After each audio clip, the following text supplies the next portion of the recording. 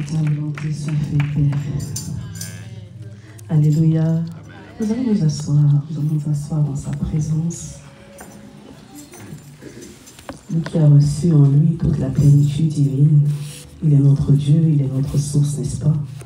Et nous sommes si incomplets, nous sommes si imparfaits, et nous aurons toujours besoin d'un plus, n'est-ce pas? C'est pourquoi on aura toujours besoin des autres. Dans la dimension du couple, l'homme aura toujours besoin de sa femme, et la femme aura toujours besoin de son époux. Il est vrai que l'apôtre aime bien m'élever très haut, mais moi je veux rester à ma place. Amen. Je suis la femme et je resterai toujours la femme. Je resterai toujours à tes pieds. Quelle que soit l'onction qui peut dégouliner, quelle que soit l'intelligence, les paroles, les prophéties, je veux demeurer à ma place. Vous savez, dans un couple, chacun a sa place. Chacun doit être à sa place. Amen. La femme ne peut en aucun cas prendre la place de l'homme. C'est chercher les problèmes avec Dieu. Et l'homme ne peut en aucun cas prendre la place de la femme bien-aimée. C'est carrément renverser les codes divins. Amen.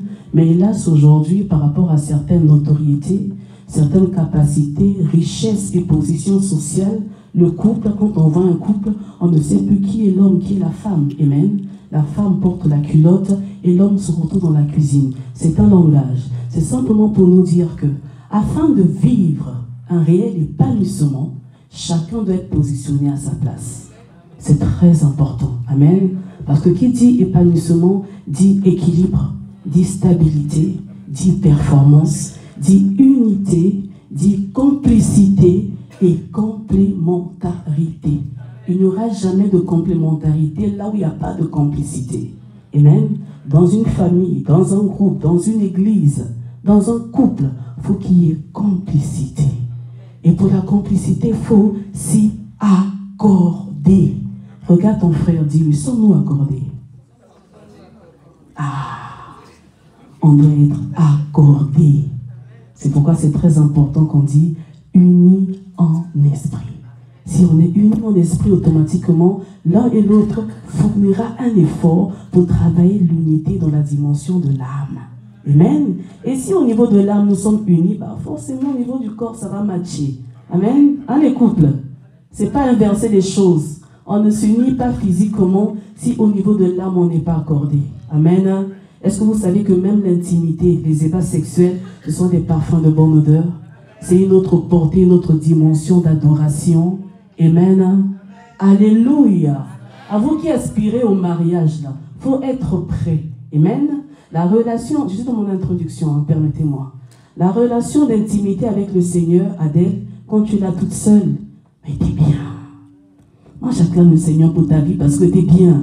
Tu vas te dire, maman Inès, je brûle. C'est pas évident. Je sais que humainement parlant, émotionnellement parlant, c'est pas évident. Mais en réalité, on lance c'est l'esprit. Amen.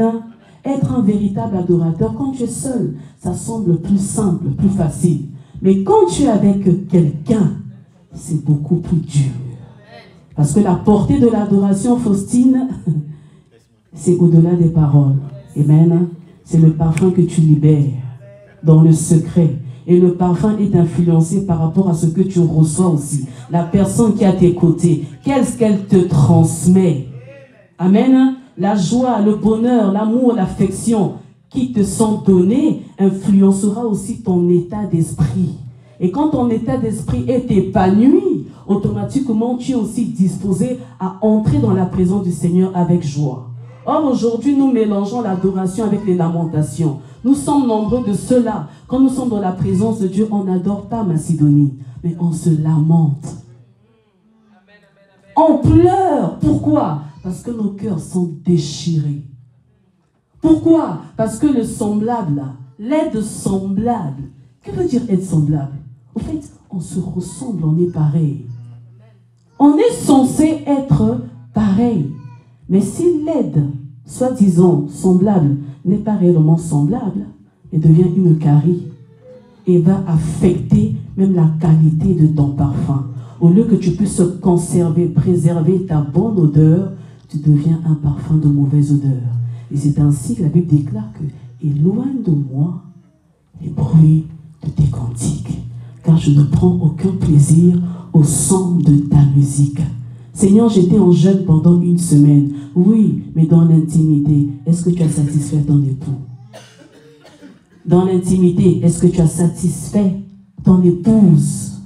Au-delà des actes, à travers la dimension de l'âme. D'ailleurs, quelle parole tu as libérée à ta femme ce matin? Quelle bonne parole tu as libérée à ton mari ce matin? Vous savez, nous sommes complémentaires, mais on doit travailler la complicité. Amen. Nous sommes complémentaires, mais nous sommes aussi différents en même temps. Est-ce que tu sais qu'à travers une simple parole que tu vas injecter à ton frère, à ta soeur et même à ta mère peut casser carrément son culte? Je vous ai dit tout dernièrement, on doit être des bons parfums. Maintenant, le bon parfum au milieu de nous. À travers ce que nous libérons, nous dégageons, nous cassons tout. Alléluia. Ah, je passais seulement en acclame le Seigneur.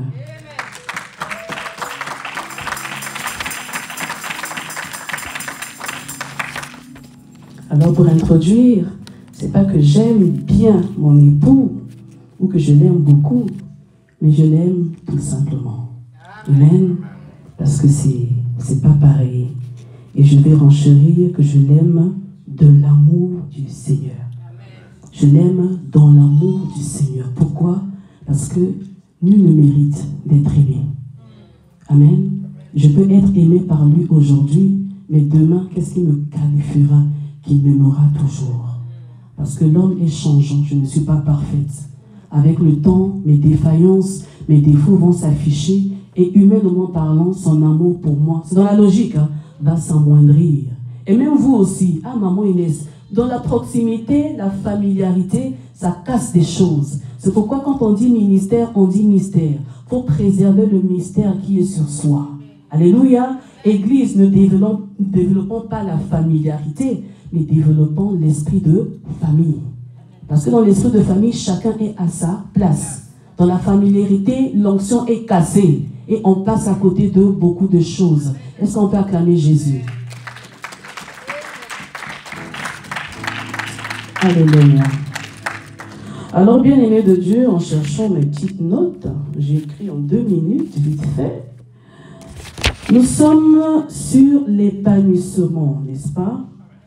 L'année de l'épanouissement. Alors, bien-aimés dans le Seigneur, lorsque nous lisons dans Psaume 34, au verset 5, la Bible déclare ceci, que quand nous tournons nos regards vers l'Éternel, nous ne sommes pas couverts de honte. Nous n'avons pas des sourires jaunes, des sourires hypocrites. Là où la tristesse gagnait, rangeait nos cœurs, le regard du Seigneur, la lumière du Seigneur nous enjolive. Amen. Nous rayonnons de joie. Donc si tu rayonnes de joie, cela veut dire que tu as reçu quelque chose. Tu t'es approché de Dieu dans un état d'esprit différent, mais à son contact, à cette approche, bien aimé dans le Seigneur, quelque chose se passe. Quelque chose se passe. Nous rayonnons de joie. Lorsque je vois une personne rayonnante, c'est visible, c'est palpable. Alléluia. Je veux voir Alliance, je vais lui dire, mais je ne sais pas quoi, mais il y a quelque chose qui a changé en toi. Tu rayonnes, tu brilles. Pourquoi? Parce qu'il y a eu un contact. Il y a eu une transmission. Il y a eu un changement. Et lorsque ce changement est effectif dans la vie d'une personne, ça a plusieurs portées, n'est-ce pas? Mais ça commence d'abord sur le plan spirituel. Bien aimé, lorsque tu es béni spirituellement, cela ne peut que se visibiliser. Lorsque tu es stable, émotionnellement parlant, cela ne peut que se visibiliser. On voit les marques, on voit les signes. Amen. Une personne qui ne travaille pas, une personne qui travaille, on sent la différence. Ça, c'est un langage terre à terre. C'est pour nous faire comprendre que lorsque tu n'as pas et lorsque tu as, c'est deux choses différentes. Alors, pour l'amour que le Seigneur a pour nous, et par rapport à la ligne de son temps, il désire que toi, Église de Dieu, que tu puisses t'aligner dans son plan divin par rapport à cette nouvelle saison qui commence. D'où l'épanouissement. Il parle d'épanouissement parce que tu en as besoin. Il parle d'épanouissement parce que c'est le temps, c'est le moment pour toi. Il parle d'épanouissement parce qu'il veut accomplir quelque chose de nouveau pour toi. Qui est carrément sur le plan d'arriver. Alléluia. Et qui est même déjà arrivé, mais qui t'attend de courir pour rentrer dedans. Alors ne laisse pas passer ce wagon. Ne laisse pas passer ce train. Je parle à quelqu'un. Amen. Tout à l'heure, pendant l'adoration, nous adorions. J'ai ressenti un fort sentiment d'angoisse. Beaucoup d'angoisse. Et ça commençait à me comprimer. Il ne s'agit pas de moi. Amen. Mais il s'agit de toi. Il y a une personne qui est dans la salle qui est très angoissée. Parce que le timing est en train de passer. Je ne sais pas ce que tu es en train d'attendre. Tu gémis. Mais sache que le Dieu de la grâce, le Dieu de l'épanouissement te dit ce matin, tu dois t'épanouir. Et tu vas t'épanouir. Alors moi ce matin, j'aimerais simplement te donner une petite clé afin de pouvoir courir et afin que les saisons, les circonstances puissent concourir à ton bien, pour ton bien. Parce que l'épanouissement passe et il faut marcher pour courir, pour s'aligner à la grâce de l'épanouissement. Nous avons des plans, nous avons des projets, nous avons des desseins, nous avons des attentes. Mais le Seigneur te dit, c'est le moment qui est à toi de t'aligner. Alors, qu'est-ce que l'épanouissement?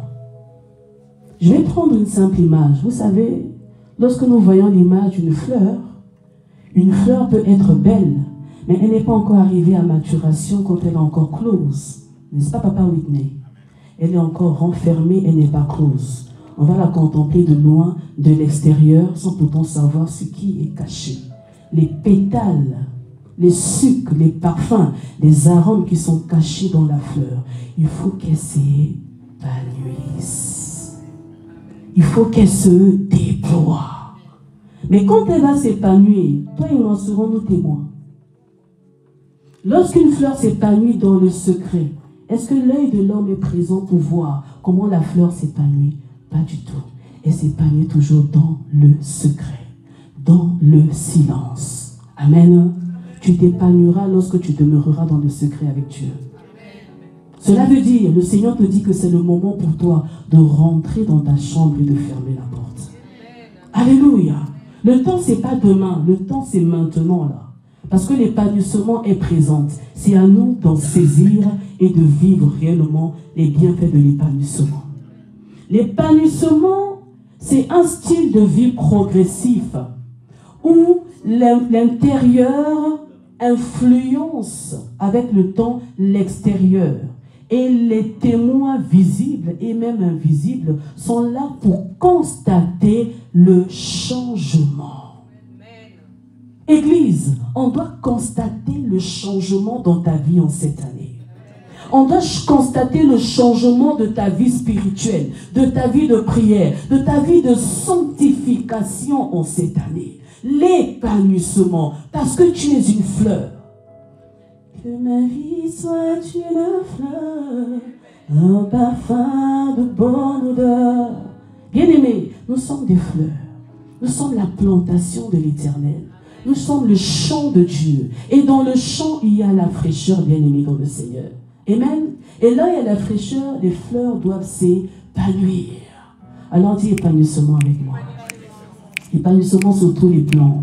Épanouissement sur mon spirituel. Épanouissement sur mon moral. Épanouissement sur mon mental. Épanouissement sur mon physique. Sur toutes les facultés et compartiments de ma vie. Alléluia. Gloire à Dieu. Alors, bien-aimé dans le Seigneur, je vais te donner juste une simple clé par rapport à l'épanouissement. Amen. 1 Thessaloniciens 5 au verset 17 nous dit ceci: n'éteignez pas l'esprit. Nous allons nous arrêter là. N'éteignez pas l'esprit. Alors tu vas te dire avec moi, vous allez régler mon son s'il vous plaît, ça a changé.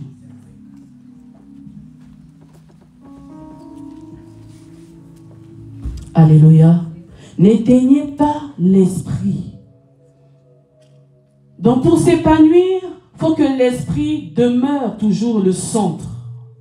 Et tu vas te dire, mais comment ne pas éteindre l'esprit? Comment ne pas éteindre l'esprit? Mais qu'est-ce que l'esprit, bien-aimé? Quand on dit n'éteignez pas l'esprit, cela veut simplement dire n'éteignez pas la puissance de l'esprit. N'éteignez pas le feu que l'esprit apporte.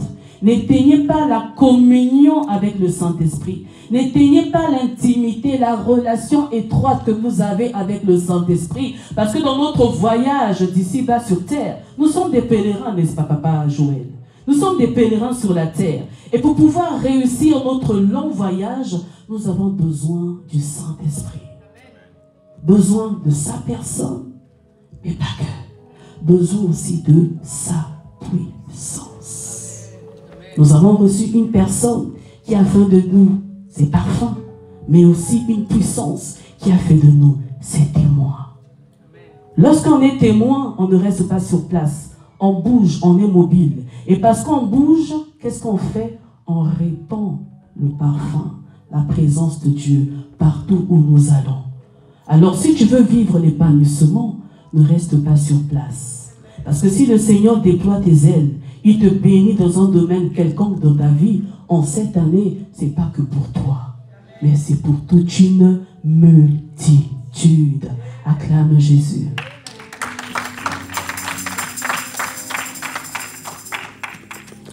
Alors, bien aimé dans le Seigneur, par rapport à cette phrase, n'éteignez pas l'esprit, le Seigneur est en train de sonner l'appel. Il est en train d'annoncer un temps de réveil. Pourquoi? Parce que l'Église est en mode veille. Je parle à quelqu'un. Le CEC est en mode veille et non en mode éveil. Nous sommes là, mais nous ne sommes pas là. Nous sommes présents, mais nous sommes loin spirituellement. Nous sommes présents, mais nous sommes loin de la vision de l'Assemblée de Dieu. Nous sommes présents, mais nous sommes loin des principes que le Seigneur a établis pour nos vies. N'éteignez pas l'esprit. Mon église, ma maison, sera appelée une maison de prière et non une maison de sommeil. N'éteignez pas l'esprit. Vous savez, lorsqu'on éteint l'esprit, qu'est-ce qui se passe? L'épanouissement, dans sa première portée, elle est avant tout spirituelle, n'est-ce pas? Vous avez constaté depuis un moment, lorsque je prêche, je ne crie plus. On y va tout doucement parce que ça change à tout moment. Amen. Ça commence sur le plan spirituel. Et tout ce qui est lié au spirituel provient forcément d'en haut, n'est-ce pas? Avant de toucher le marin, de toucher le terrestre. Ça commence par le ciel. Alors, nous voyons l'importance, la portée de la grâce lorsque le ciel nous est ouvert. L'épanouissement vient d'en haut. Nous voyons qu'au jour de la Pentecôte, les disciples, lorsqu'ils prièrent, c'est les langues de feu qui sont descendues du ciel. Lorsque le ciel nous est favorable, la grâce provient d'en haut et elle descend. Et rien ne peut bloquer, limiter cela, n'est-ce pas? Lorsque les parents de Samson reçurent l'ange de l'Éternel descendit du ciel, il les a apparus, n'est-ce pas? Et il a libéré, il a annoncé la venue d'un fils. Il a annoncé la venue de la grâce. Il a annoncé la venue de la bénédiction. Ce que tu attends pendant longtemps, le Seigneur vient te l'annoncer. Pourquoi? Parce que ton ciel est ouvert. Le ciel est favorable. Du ciel tombe la pluie. Mais de ce même ciel tombe aussi la grêle. C'est pourquoi ce même Samson, parce que le ciel ne l'était plus du tout favorable, d'en haut, les poteaux sont tombés sur lui. Il a invoqué le Seigneur non pas pour le transformer, pour le sauver, mais pour confondre ses adversaires.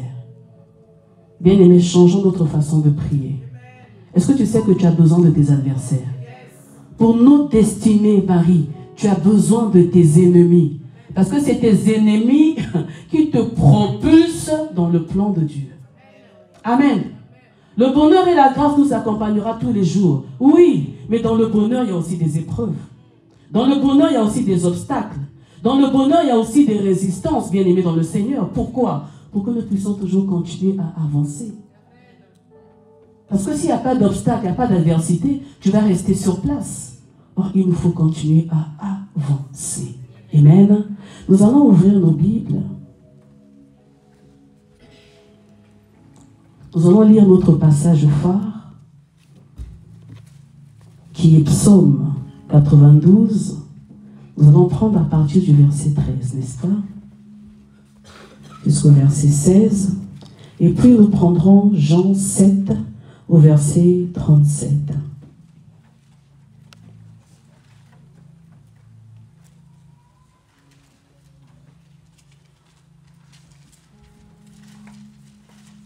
Le frère Jordi m'aidera à faire la lecture et nous honorons bien entendu la parole de Dieu.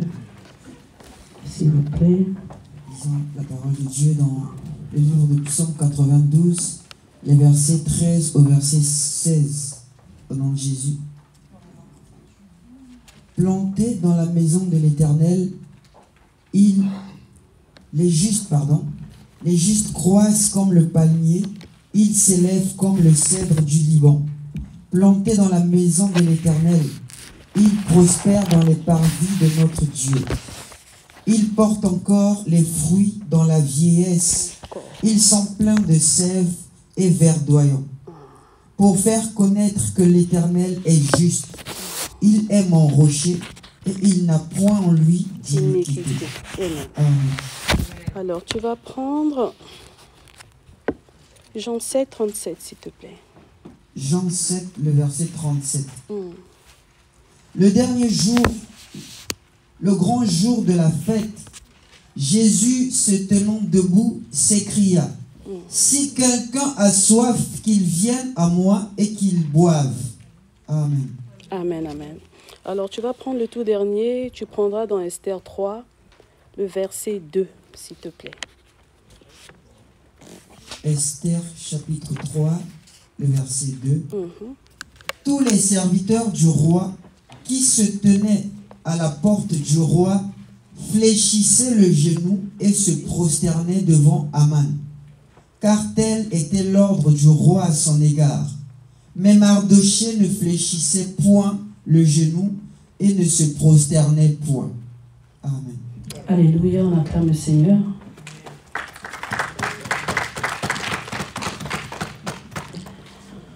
Aujourd'hui, c'est un jour de fête. Amen. Et lorsqu'on parle de jour de fête, on parle de rencontre. Et dans la rencontre, il y a toujours des choses qui se passent. Il y a des impactations qui se passent. Alors nous voyons que ce jour-là, le Seigneur se leva et il dit que ceux qui ont soif, qui viennent à moi. Et qui boivent. Pourquoi? Parce que à ceux qui auront cru, des torrents d'eau vive jailliront de leur sein. Alors bien aimé, pendant mes premières années de foi, ce passage était vraiment un équipement pour moi. Les torrents d'eau vive jailliront de son sein, jailliront de mon sein. Et s'il y a un mot qui retentit beaucoup dans ce passage, on parle de soif. Alors qu'est-ce que la soif? Bien aimé, nous pouvons être là ensemble rassemblés en ces lieux, mais nous n'avons plus de soif. Et là où il n'y a plus de soif, cela se vit, cela se sent, cela se palpe. Que celui qui a soif, là je personnalise cela, vienne à moi. Et lorsque tu viens à moi, tu ne resteras pas à l'extérieur. Parce que je te garantis un autre style de vie, une autre nature. Lorsque tu viens à moi, nous nous accordons, nous devenons un. Et quand tu viens à moi, tu deviens un élément fondamental dans ma maison. Est-ce que je parle à quelqu'un? Parce que dans la foule, il y a des identités remarquables dans la foule. Le Seigneur ne s'adresse jamais à la foule, mais il s'adresse à un homme, à une femme de destinée qui s'y trouve dans la foule. Amen. Pour le tirer dans la foule et pour l'emmener dans sa maison. Alléluia. Et c'est ainsi quand le Seigneur dit que celui qui a soif, qui vient à moi, c'est un appel. Amen. C'est un appel à la prière. C'est un appel au changement. C'est un appel à la transformation. C'est un appel à l'épanouissement. bien-aimés dans le Seigneur. Nul ne peut être planté dans la maison de Dieu, devenir un parfum du Seigneur s'il n'a pas soif. Est-ce que je parle à quelqu'un? Nul ne peut décider de tourner le dos au monde s'il n'a pas soif. Nul ne peut rayonner de joie s'il n'a pas soif. Nul ne peut rayonner de bonheur, d'allégresse s'il n'a pas soif. Parce que ce n'est pas le bonheur du monde qui va nous combler. Ce n'est pas la joie de ce monde qui va nous combler. C'est éphémère, c'est saisonnier, c'est temporaire. Mais la joie de l'Éternel qui est notre force, c'est celle-là qui nous comble, qui nous garantit l'épanouissement. Amen. Alors si tu n'as pas soif, si tu ne t'y approches pas, si tu ne t'y attaches pas, tu ne pourras pas vivre l'épanouissement que le Seigneur a promis. Nous avons dit que nous sommes des odeurs. Amen.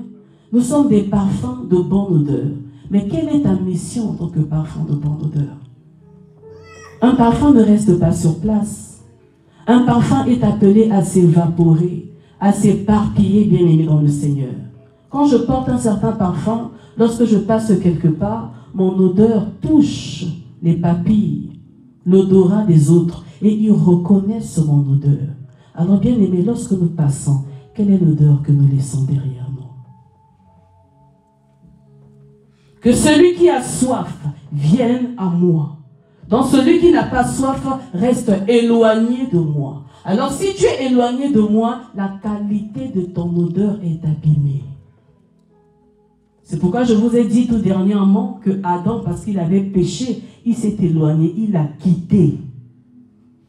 Mais le Seigneur, dans son amour, il dit, viens. Si tu as soif, viens. Parce que j'ai la capacité de changer, de renouveler, de transformer, de réinitialiser ton odeur initiale, originelle. Alléluia. Et cela ne s'arrête pas là. C'est pour que nous soyons plantés. Nous sommes plantés dans la maison de Dieu. CEC, es-tu réellement planté dans la maison de Dieu? Es-tu réellement enraciné dans la parole de Dieu? Lorsque je vais chez Papa Whitney, je rentre dans sa maison, je commence à apprécier le décor, n'est-ce pas? Maman Chimène, elle a un bon sens de déco. Je vais apprécier la maison, je sais que le meuble est placé à telle place. C'est joli, c'est beau et ça sent bon. Alors dans la maison du Seigneur, lorsque tu es planté, le Seigneur te positionne quelque part. Amen. Tu es un chef-d'œuvre dans la maison de Dieu. Ne l'oublie pas. Tu n'es pas n'importe qui. Lorsque le Seigneur te plante dans sa maison, c'est parce que tu as une mission extraordinaire. Tu as une énorme responsabilité, bien-aimé dans le Seigneur. Vous savez, on a lu le livre d'Esther. Nous voyons l'histoire de Mardoché. Je suis vraiment en train de survoler. Amen. Mardoché, oui, pourquoi tu survoles? Parce que je reçois des consignes, je dois un peu alléger. Amen. Hein? Parfois, quand je prêche, il y a des gens qui ne comprennent pas. Donc, il faut alléger un peu. Alors, Mardoché était un parfum de bonne odeur. Mardoché savait en qui il avait cru. Déporté de sa patrie, mais il n'avait pas changé son parfum. Déporté de sa patrie, on lui avait arraché son identité terrestre. Amen. Nous connaissons l'histoire, n'est-ce pas? Mais il n'avait pas changé son identité spirituelle. Il n'avait pas nuancé, biaisé le parfum qu'il était. Et c'est ainsi, lorsque tout le monde se prosternait devant Aman, Mardoché avait pris la décision de ne pas se prosterner. Parce qu'il savait qui il était. Il savait qu'il n'était pas seul. Il y avait toute une multitude derrière lui. Amen. Mardoché n'était pas seul. Mardoché avait Esther derrière lui. Et Esther avait tout un peuple derrière elle. Bien-aimé, qui est en Mardoché? Qui est à Esther? Tu n'es pas seul. Dieu met toujours à tes côtés des supérieurs et des inférieurs. Amen. Tes décisions, tes résolutions influenceront positivement les gens qui sont à tes côtés. Parce que nous ne sommes jamais seuls. Tu es l'homme de la maison, tu es le père de la maison. Tes décisions, tes résolutions influenceront l'atmosphère de ta maison, positivement et aussi négativement. Tu es la femme, tu es la mère. C'est toi qui détiens tout, c'est toi qui fructifie. Tu n'as rien, mais tu reçois de l'homme. Quand tu reçois de l'homme, tu multiplies cela et tu transfères aux enfants. Et les enfants aussi à leur tour feront pareil. Alors si toi tu ne reçois rien, et si l'homme aussi ne donne rien, qu'est-ce qui se passe? Il y a la sécheresse. Et on perd la soif. Est-ce que je parle à quelqu'un? Les églises ont perdu de leur soif. Pourquoi? Parce que nous nous focalisons beaucoup au niveau des ministères. Amen. Nous aspirons au ministère. Ah non, mais moi, il est 15h. Je sais qu'à 15h30, je dois être à l'église, je dois aller chanter. Dans les obligations de la maison, là, ça peut attendre. C'est mettre la charrue avant les bœufs. Ne soyons pas comme David. David était un bon serviteur, un bon roi, mais était un mauvais père. Or, le tout premier ministère commence chez soi, à la maison. Tu ne peux pas être un bon pasteur, un bon prophète, un bon évangéliste, un bon diacre, un bon apôtre, un bon chantre, un bon je ne sais qui, si chez toi à la maison ça ne va pas. Alléluia. Ne parle pas de toi, mais laisse les gens parler de toi. Quand les gens parlent de toi, qu'est-ce qu'ils disent? Qu'est-ce que ta femme dit de toi? Qu'est-ce que ton mari dit de toi? Qu'est-ce que tes enfants? La vérité vient souvent des enfants. Demande à l'enfant, qui est papa, qui est maman? C'est pourquoi nos vies sont fades, sans saveur. Nous sommes déséquilibrés. Amen. Nous sommes des intérimaires. À un moment donné, nous sommes chauds. Après, parce qu'on a perdu la soif. À celui qui a soif, qui vienne. Nous devons venir. Lorsque nous venons, le Seigneur nous donne les mots de passe qu'il faut afin de demeurer dans sa présence. Et quand tu demeures dans sa présence, il t'implante, c'est-à-dire, il commence à t'enraciner. Regardez un peu l'image, le Seigneur te plante. Donc il t'introduit dans sa terre, dans sa maison. Et quand tu es introduit dans sa terre, bien-aimé de Dieu, tu es enraciné, tu es ancré, tu es alimenté. Je ne sais pas si je parle à quelqu'un. Tu es désormais alimenté par ses sèves, par sa vie, par son eau. Dans tout ce qui se passe dans sa maison, toi tu reçois cela. Mais qu'est-ce qui se passe? Nous refusons d'être implantés. Ou pire encore, nous nous déracinons nous-mêmes. C'est fort ça. Le Seigneur te plante, mais toi tu te déracines toi-même. Ce n'est pas le diable qui va te déraciner, mais c'est toi-même qui prends la décision de te déraciner, de te détacher. Je vous ai dit l'autre jour, moi je n'ai que Jésus, oh, si tu me l'enlèves, je n'aurai plus rien. Oui, mais non, personne ne peut te l'enlever. C'est toi-même qui fais le choix de sortir, de quitter. C'est personne. Même le diable n'a pas l'autorité, le pouvoir de te sortir de la présence de Dieu. C'est toi-même. Elle va pécher, c'est elle-même. Elle a entendu, elle a convoité, elle a mangé dans son esprit et le diable s'est réjoui. Bien-aimés, ne donnons pas le pouvoir ultime à l'ennemi. Le diable demeure qu'un simple pion entre les mains du souverain créateur. Alléluia. Mais je vais un peu passer la pommade. Vous savez que même l'ennemi, dans ses plans, dans ses manigances, le Seigneur permet parfois certaines choses afin que le Job que tu es perde beaucoup de choses aujourd'hui. Ah, je suis désolé. Dieu peut permettre, il laisse que tu puisses vivre la jachère dans ta vie. Job, il était intègre. Job, il portait les marques visibles. Il avait la richesse, hein? L'aisance. Il n'était pas comme nous autres là, qui sommes en train de chercher. Il avait tout ce qu'il fallait. Il avait la progéniture. Il était pépère. Permettez-moi le terme. Mais un jour, Dieu permit. Le diable est allé dans l'éternité, là où les fils de Dieu étaient attablés. Est-ce que tu réalises cette phrase? Le diable s'est présenté devant Dieu, Pachina.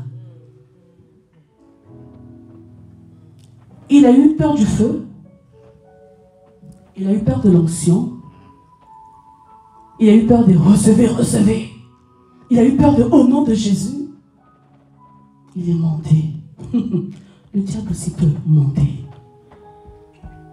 Non, je vais redescendre un peu. Il est monté. Donc c'est pour nous dire que même dans la présence de Dieu, il y a des choses qui se passent, maman Chimée. Même dans nos temps de prière, de privation, quand tu supplies Dieu, tu te lamentes, tu pries, tu demandes l'exaucement de la prière. Dieu peut dire, bon, fais d'abord ce que tu veux, juste pour tâter la dimension de son âme. Parce que l'âme, c'est l'élément intermédiaire, je vous l'ai dit, entre l'esprit et le corps. Et l'âme restera toujours la cible de l'ennemi. Alors Dieu dit, bon, travaille un peu son âme, je veux voir s'il m'aime réellement. Nous sommes un, entre guillemets. Nous sommes des prières, nous prêchons la parole. Vous êtes là, parfois vous prêchez même mieux que moi. Amen. Nous sommes remplis. Mais est-ce qu'au niveau de l'âme, le travail a été fait? Elle ne dit pas bonjour. Moi aussi, je ne dis pas bonjour. Elle ne m'honore pas. Moi aussi, je ne l'honorerai pas. Il ne sait pas de quel bois je me chauffe. Il ne sait pas de quelle famille je suis né, d'où je viens. Est-ce que tu me connais? Le travail de l'âme. Amener, c'est vrai. Aimer, c'est vrai. Pardonner, mais ah non, là. Mes esprits là se sont réveillés à nouveau. Le travail de l'âme. Ah, chez nous, on est carré, on est tellement orgueilleux. On ne se laisse pas piétiner, marcher dessus. Le travail de l'âme. N'éteignez pas l'esprit. Lorsque tu laisses l'esprit brûler en toi, l'esprit embrase et calcine les œuvres mortes. Et les œuvres mortes sont reliées à l'âme. Et si les œuvres mortes dans ta vie ne sont pas consumées, ne sont pas embrasées, tu vas aller te prosterner devant Aman sans le savoir. Mardoché ne s'est pas prosterné parce qu'il savait qu'il était une porte. Il était porteur du roi de gloire. Il était porteur des marques invisibles et visibles du Seigneur de gloire. La royauté était reposée sur sa vie. Et la royauté était reposée sur sa cousine Esther. Il n'était pas égoïste. Il savait qui il était. Il savait là où il partait. Tout le monde se prosternait sans exception. Mais Mardoché, je ne me prosterne pas. Parce que je suis un adorateur. Je ne me prosterne pas. Parce que je suis un sacrificateur. Je ne me prosterne pas parce que je me suis déjà tenu devant la porte de mes ennemis. Je ne me prosterne pas parce que je sais que je suis un feu dévorant. Je ne me prosterne pas parce que je sais que j'ai reçu l'huile fraîche. Je ne me prosterne pas parce que mon identité n'est pas de la terre, mais d'en haut. Alors bien aimés, avons-nous ce langage? Combien de fois nous nous sommes prosternés devant les amans de nos vies? Combien de fois nous nous sommes prosternés devant les circonstances de nos vies? Combien de fois nous nous sommes prosternés, bien-aimés dans le Seigneur? Peu importe ce qui ne va pas, peu importe ce qui te manque. Dans la vie de l'homme, l'homme restera toujours insatiable. On a toujours des manques. Mais dès lors que tu dis, Seigneur, ta présence en moi me suffit, tu as tout compris. Parce que c'est la présence de Dieu qui est la source de toute source. Et elle va tout générer. Alléluia. Nous voyons ainsi que même Esther, parce qu'elle avait compris, elle a compris qu'elle portait sur elle une énorme responsabilité. Si moi je fléchis aujourd'hui là, mais mon peuple, qu'adviendra-t-il de mon peuple? Moi je suis dans la maison du roi, mais ce peuple qui est à l'extérieur, qu'est-ce qui va se passer? Esther est entrée en prière. La prière. Cette année, c'est l'année de la prière. C'est l'appel à la prière. Pour ne pas éteindre le feu, il faut demeurer en prière. Il faut devenir des hommes et des femmes de prière. Pas des prières où nous nous sentons tellement lasses. Des prières dépourvues de saveur, bien-aimés. Vous savez qu'il y a prière et prière. Tu peux être là pendant 1 heure de temps en train de prier, Faustine, mais tu n'es même pas rentré. Tu n'es même pas monté. Pourquoi? Parce que tu te mets toi-même devant. La prière, on s'efface et on met Dieu devant. La prière, on s'efface, on efface nos problèmes, nos réalités et on ne compte que sur Dieu. Amen. La prière, tu n'es pas là, Seigneur, bénis ma journée. Seigneur, là où je vais marcher là-bas, mets ton sang. Bien-aimé de Dieu, tu es un parfum de bonne odeur. Au fait, c'est toi d'apporter la saveur, la couleur dans ta journée. Tu apportes la saveur dans des circonstances, bien-aimé dans le Seigneur. Pourquoi? Parce que tu es un homme de foi. Amen. Le parfum ne reste pas à terre, le parfum monte, Victoria. Et quand tu montes au-delà des lois de la terre. L'église doit rentrer dans la dimension du spirituel. On doit comprendre les choses différemment, bien-aimé de Dieu. Alléluia. Ne te prosterne pas devant Aman. Si tu te prosternes devant Aman, tu quittes la maison de Dieu. Et quand tu quittes la maison de Dieu, tu n'es plus comme un palmier. Parce que qu'est-ce qu'un palmier? Un palmier n'est pas déformé. Un palmier reste droit. Malgré la tempête, malgré les épreuves, malgré les intempéries, il croît, il grandit dans la droiture. Église, nous sommes comme des palmiers. Nous nous élevons, on ne descend pas mais on s'élève, on monte au fur et à mesure. On se déploie, on croît comme des cèdres du Liban. Bien-aimés dans le Seigneur. Mais qu'est-ce que nous faisons nous aujourd'hui? Au lieu de croître, au lieu de monter, nous descendons et nous nous prosternons face contre terre devant Aman. Oh mon Dieu.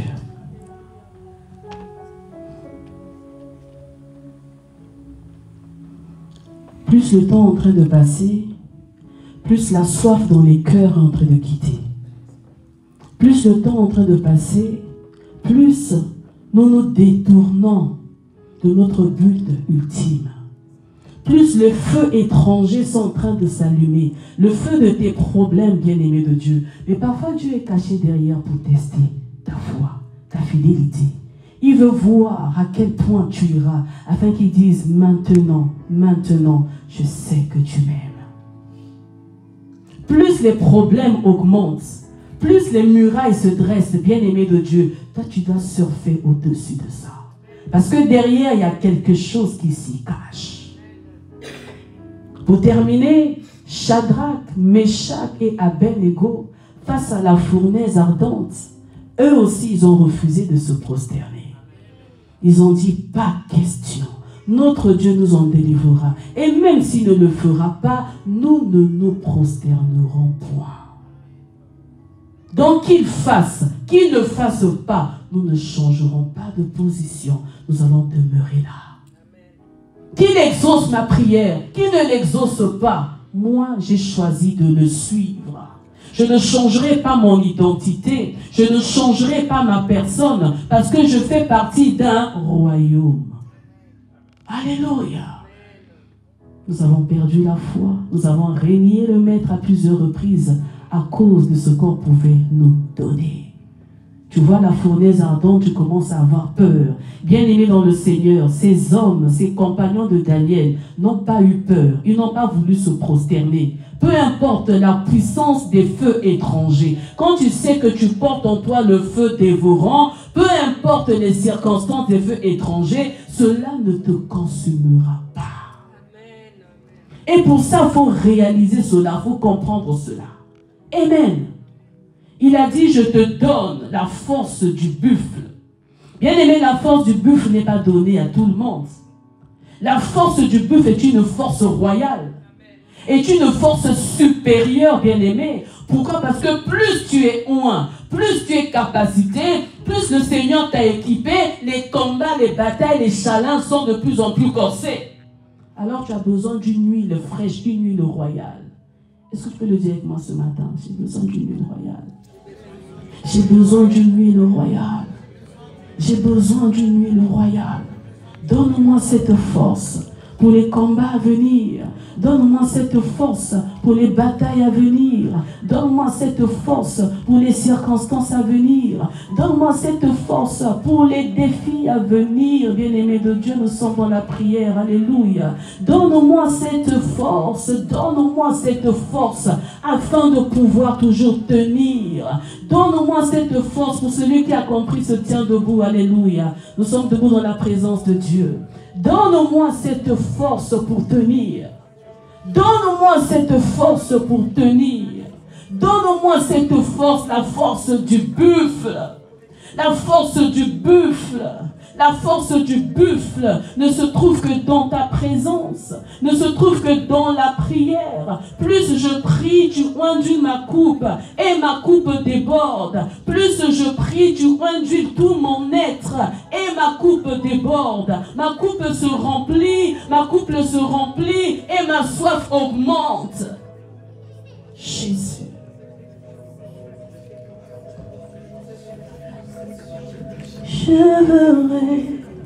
Je verrai comme jamais.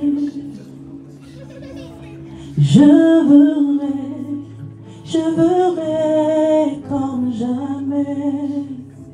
Oh, je verrai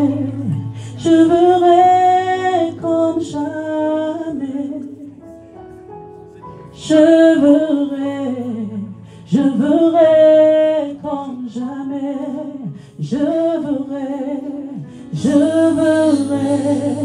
Je verrai comme jamais. Je verrai. Alléluia. Père, je verrai.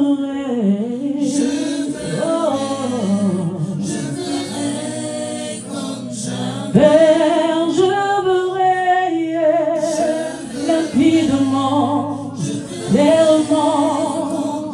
Oui, j'entendrai.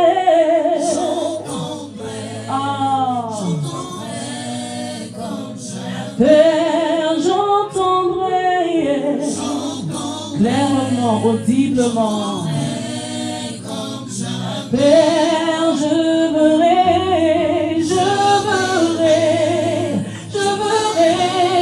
comme jamais. Je verrai.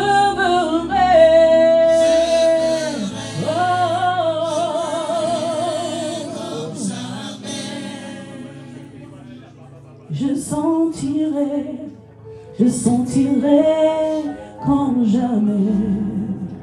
Prie-le. Je toucherai comme jamais. Parce que le feu n'est pas éteint. Parce que le feu n'est pas éteint. N'éteignez point l'esprit. N'éteignez point l'esprit. N'éteignez point l'esprit. Cela commence par des petites choses. Cela commence par les habitudes.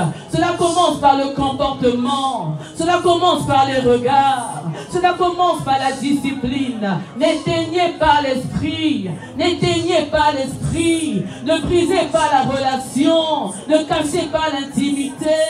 N'éteignez pas l'esprit de Dieu. N'éteignez pas la puissance que le Seigneur vous donne. Maintenez la soif. Maintenez le désir, la volonté de s'approcher et de demeurer. Et dit demeurer. De demeurer avec lui. De demeurer en lui. Il a dit si seulement si ma parole demeure en vous. Si ma parole demeure en vous. Bien-aimé, il faut demeurer. Bien-aimé, il faut demeurer. Pour cette année, nous devons demeurer. Et c'est ainsi que nous entendrons comme jamais. C'est ainsi que nous verrons comme jamais. Nous verrons l'épanouissement. Nous verrons les champs blanchir. Nous voulons réellement voir cela. Alors l'épanouissement doit être notre partage. Shama Keria. J'ai vu, j'ai entendu comme jamais. J'ai vu et j'ai entendu comme jamais. J'ai touché comme jamais. J'ai touché comme jamais. Alors là où tu es, tu vas poser ta main sur ton cœur. Tu vas poser ta main sur ton cœur. Et tu connais les adversités, les épreuves qui t'empêchent à maintenir ta soif. Tout passe par la soif. Le miracle passe par la soif. La guérison passe par la soif. La restauration passe par la soif.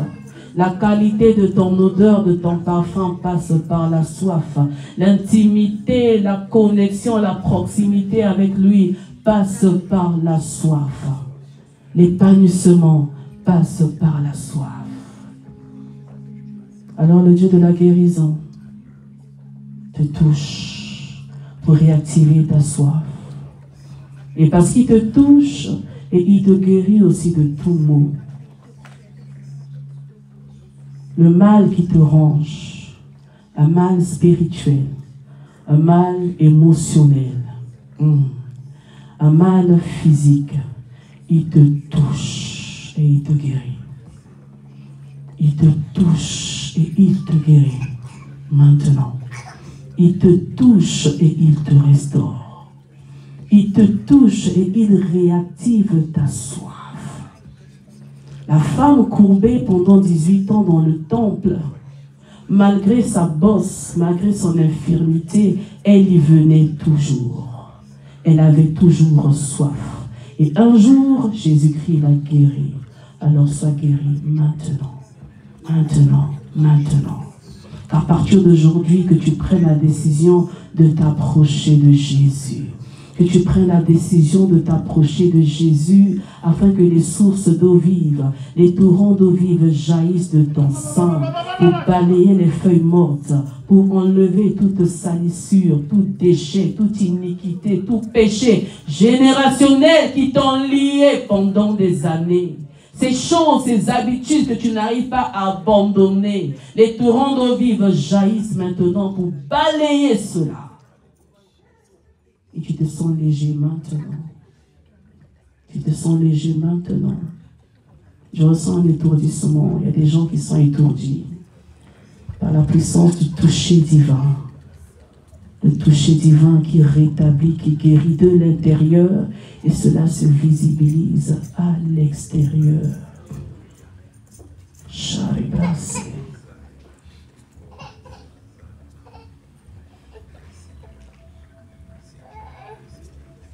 Tu es mon bouclier, ma force, le rocher sur lequel je suis bâti. Mon âme soupira près de toi et mon esprit en moi te cherche. Rentre dedans de ton cœur, toi seul. Chante-le.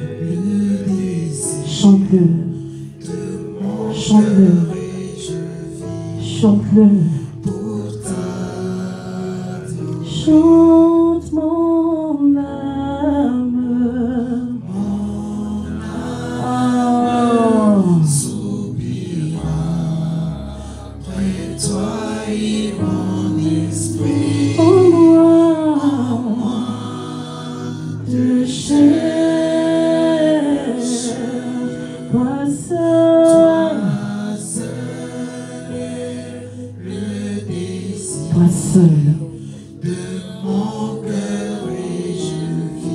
Je vis pour t'adorer,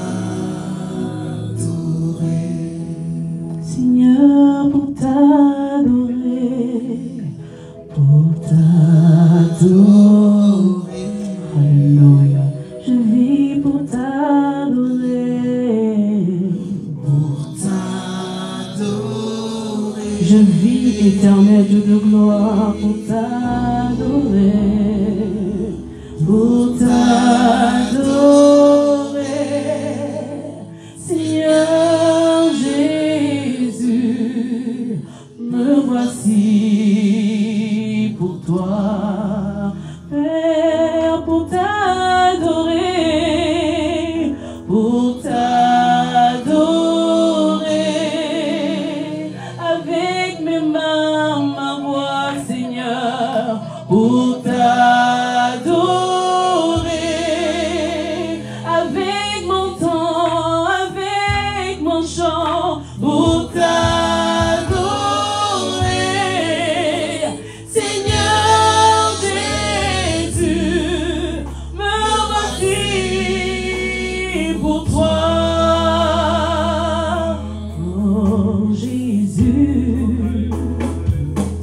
rejetant de la vie.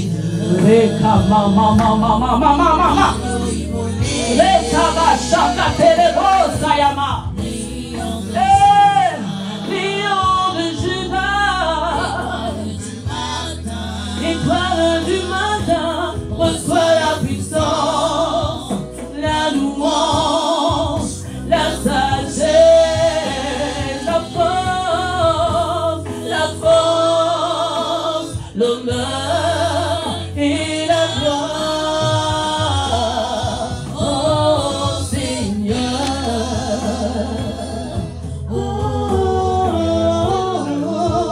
Merci Seigneur.